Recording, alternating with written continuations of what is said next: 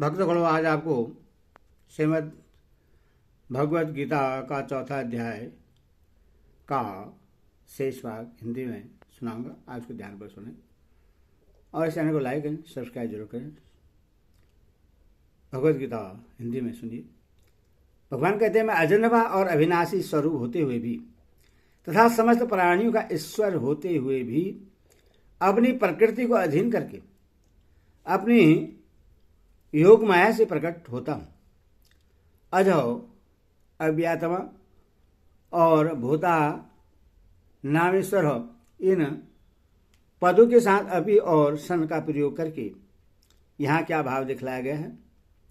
इसे भगवान ने यह दिखलाया है कि यदि भी मैं अजन्मा और अविनाशी हूँ, वास्तव मेरा जन्म और विनाश कभी नहीं होता, तो भी मैं साधारण व्यक्ति की भांति जन्मता और विनष्ट होता सा प्रतीत होता हूँ। इसी तरह समस्त प्राणियों का ईश्वर होते हुए भी मैं एक साधारण व्यक्ति सा प्रतीत होता हूँ। अभिप्राय यह है कि मेरे अवतार तत्व को न समझने वाले लोग जब मैं मत्स्य, कच्छप, वाराह और मनुष्य आदि रूप में प्रकट होता हूँ तब मेरा जन्म हुआ मानते हैं, और जब मैं अंतर्ध्यान हो जाता हूँ उस समय मेरा विनाश समझ लेते हैं, तथा जब मैं उस रूप में दिव्य लीला करता हूँ तब मुझे अपने जैसा ही साधारण व्यक्ति समझकर मेरा तिरस्कार करते हैं। वे बेचारे इस बात को नहीं समझ पाते कि मैं सर्वशक्तिमान, सर्वेश्वर, नित्य शुद्ध बुद्ध, मुक्त स्वभाव, साक्षात पूर्ण परमात्मा ही जगत का कल्याण करने के लिए इस रूप में प्रकट होकर दिव्य लीला कर रहे हैं, क्योंकि मैं उस समय अपनी योग माया के पर्दे में छिपा रहता हूँ। यहाँ स्वयं विशेषण के सहित प्रकृतम पद किसका तथा आत्म माया किसका वाचक है, और इन दोनों में क्या भेद है। भगवान की शक्ति रूपा जो मूल प्रकृति है, जिसका वर्णन 9वें अध्याय के 7वें और 8वें श्लोकों में किया गया है, और जिससे 14वें अध्याय में महद वर्मा कहा गया है, उसी मूल प्रकृति का वाचक यहाँ स्वभाव विशेषण के सहित प्रकृतिम पद है। तथा भगवान अपनी जिस योग शक्ति से समस्त जगत को धारण किए हुए हैं, जिस असाधारण शक्ति से वे नाना प्रकार के रूप धारण करके लोगों के ही सम्मुख प्रकट होते हैं, तथा जिसमें छिपे रहने के कारण लोग उनको पहचान नहीं सकते, तथा 7वें अध्याय के 25वें श्लोक में जिसको योग माया के नाम से ही कहा है, उसका वाचक यहाँ आत्माया पद है। मूल प्रकृति को अपने अधीन करके अपनी योग शक्ति के द्वारा ही भगवान अवतीर्ण होते हैं। मूल प्रकृति संसार को उत्पन्न करने वाली है, और भगवान की यह योग माया उनकी अत्यंत प्रभावशालिनी ऐश्वर्यमय शक्ति है। यही इन दोनों का भेद है। मैं अपनी प्रकृति को अधीन करके अपनी योग माया से प्रकट होता हूँ। इस कथन का क्या अभिप्राय है? इसे भगवान ने साधारण जीवों के अपने जन्म की विलक्षणता दिखलाई है। अभिप्राय यह है कि जैसे जीव प्रकृति के वश में होकर अपने अपने कर्मानुसार अच्छी बुरी योनि में जन्म धारण करते हैं और सुख दुख भोग करते हैं, उस प्रकृति का नाम जन्म नहीं है। मैं अपनी प्रकृति का अधिष्ठाता होकर स्वयं ही अपनी योग माया से समय समय पर दिव्य लीला करने के लिए यथा आवश्यक रूप धारण क्या करता हूँ। मेरा वह जन्म स्वतंत्र और दिव्य होता है, जीवों की भांति कर्मवश नहीं होता। साधारण जीवों के जन्मने मरने में और भगवान के प्रकट और अंतर्ध्यान होने में क्या अंतर है? साधारण जीवों के जन्म और मृत्यु उनके कर्मों के अनुसार होते हैं, उनके इच्छा अनुसार नहीं होते। उनको माता के गर्भ में रहकर कष्ट भोगना पड़ता है।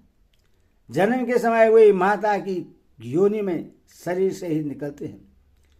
इसके बाद शनै शनै वृद्धि को प्राप्त होकर उस शरीर का नाश होने पर मर जाते हैं, पुनः कर्मानुसार दूसरी योनि में जन्म धारण करते हैं। किंतु भगवान का प्रकट और अंतर्ध्यान होना इससे अत्यंत विलक्षण है और वह उनकी इच्छा पर निर्भर है। वे चाहे जब चाहे जहाँ चाहे जिस रूप में प्रकट और अंतर्ध्यान हो सकते हैं। एक क्षण में छोटे से बड़े बन जाते हैं और बड़े से छोटे बन जाते हैं एवं इच्छानुसार रूप का परिवर्तन कर लेते हैं। इसका कारण यह है कि वे प्रकृति से बंधे नहीं हैं, प्रकृति ही उनकी इच्छा का अनुगमन करती है। इसीलिए जैसे 11वें अध्याय में अर्जुन की प्रार्थना पर भगवान ने पहले विश्व रूप धारण कर लिया, फिर उससे छिपाकर वे चतुर्भुज रूप से ही प्रकट हो गए, उसके बाद मनुष्य रूप हो गए। इसमें जैसे एक रूप से प्रकट होना और दूसरे रूप को छिपा लेना जन्मना मरना नहीं है, उसी प्रकार भगवान का किसी भी रूप में प्रकट होना और उसे छिपा लेना जन्मना मरना नहीं है, केवल लीला मात्र है। भगवान श्री कृष्ण का जन्म तो माता देवकी की गर्भ से साधारण मनुष्य की भांति ही हुआ होगा। फिर लोगों के जन्मने और भगवान के प्रकट होने में क्या भेद रहा? ऐसी बात नहीं है। श्रीमद् भागवत का वह प्रकरण देखने से इस शंका का अपने आप ही समाधान हो जाएगा। वहां बतलाया गया है कि उस समय माता देवकी ने अपने सम्मुख शंख चक्र गदा और पद धारण किए हुए चतुर्भुज दिव्य देव रूप से प्रकट भगवान को देखा और उनकी स्तुति की। फिर माता देवकी की प्रार्थना से भगवान ने शिशु रूप धारण किया, अथवा उनका जन्म साधारण मनुष्य की भांति माता देवकी के गर्भ से नहीं हुआ, वे अपने आप ही प्रकट हुए थे। जन्म धारण की लीला करने के लिए ऐसा भाव दिखलाया गया था मानो साधारण मनुष्य की भांति भगवान 10 महीनों तक माता देवकी के गर्भ में रहे और समय पर उनका जन्म हुआ। इस प्रकार भगवान के मुख से उनके जन्म का तत्व सुनने पर यह जिज्ञासा होती है कि आप किस किस समय और किन किन कारणों से इस प्रकार अवतार धारण करते हैं। इस भगवान 2 श्लोकों में अपने अवतार के अवसर, हेतु और उद्देश्य बताते हैं।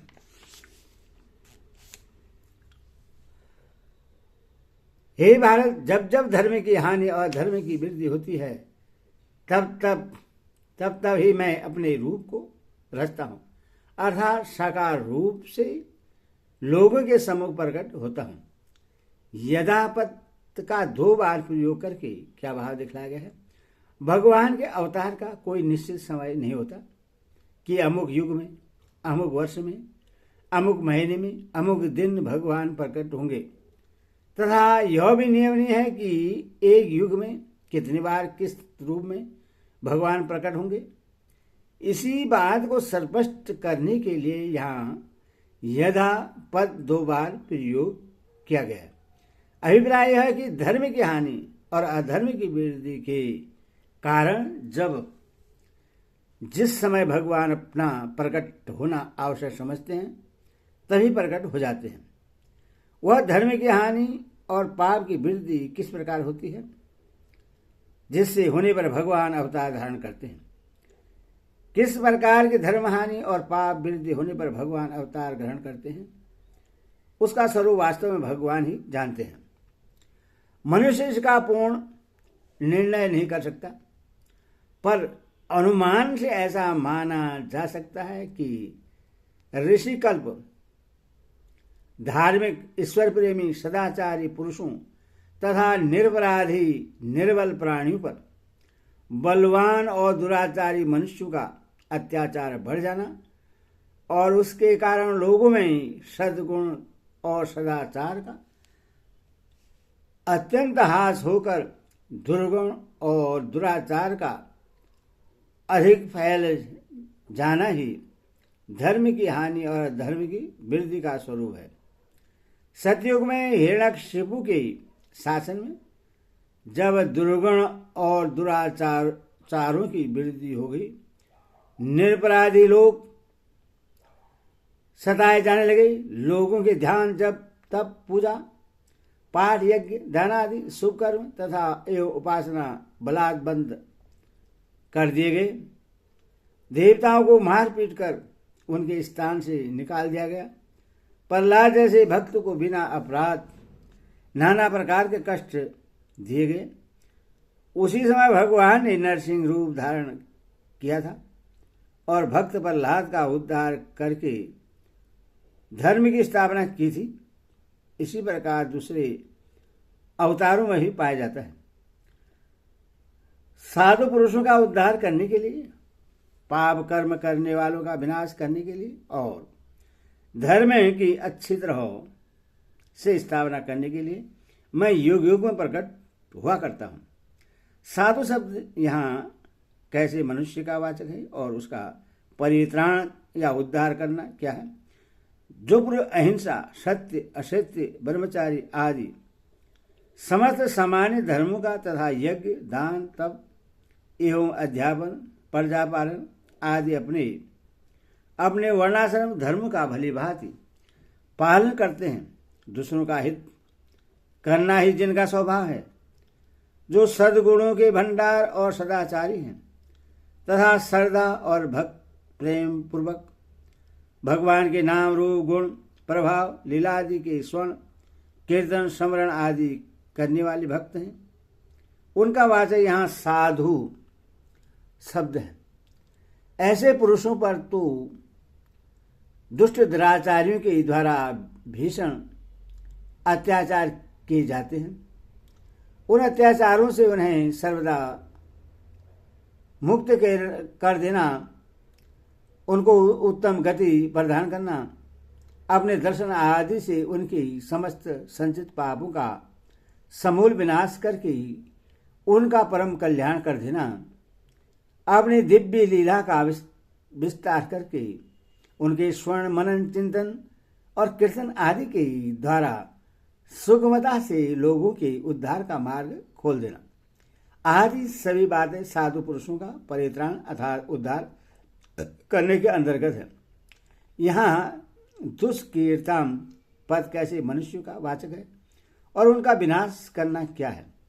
जो मनुष्य निपराध सदाचारी और भगवान के भक्तों पर अत्याचार करने वाले हैं, जो झूठ कपट चोरी व्यभिचार आदि दुर्गुण और दुराचारों के भंडार हैं, जो नाना प्रकार के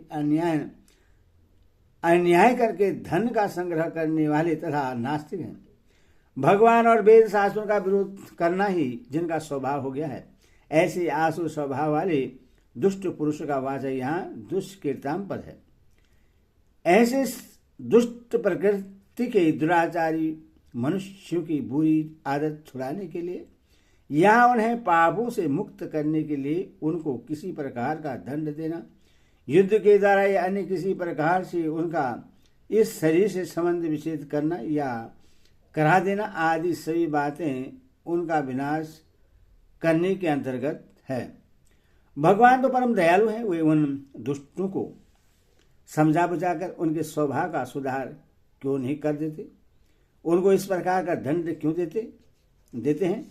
उनको दंड देने और मार डालने में, आसुर शरीर से उनका संबंध विच्छेद कराने में भी भगवान की दया भरी है, क्योंकि उसे दंड और मृत्यु द्वारा भी भगवान उनके पापों का नाश ही करते हैं।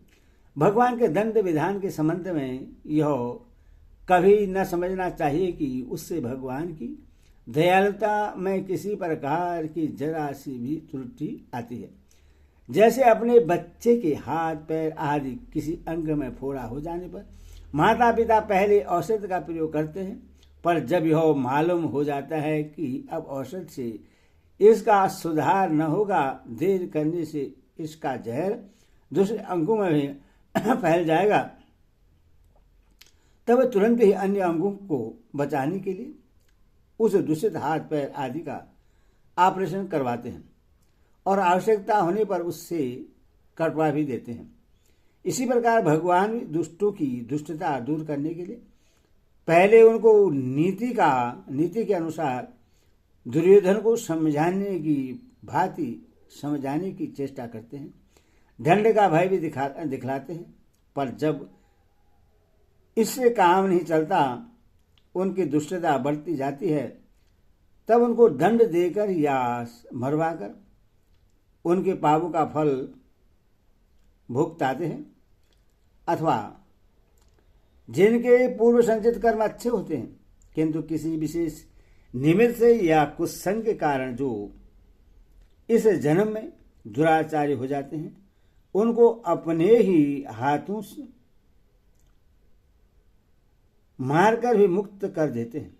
उन सभी क्रियाओं में भगवान की दया भरी रहती है। हरि ओम तत्सत, हरि ओम तत्सत, हरि ओम।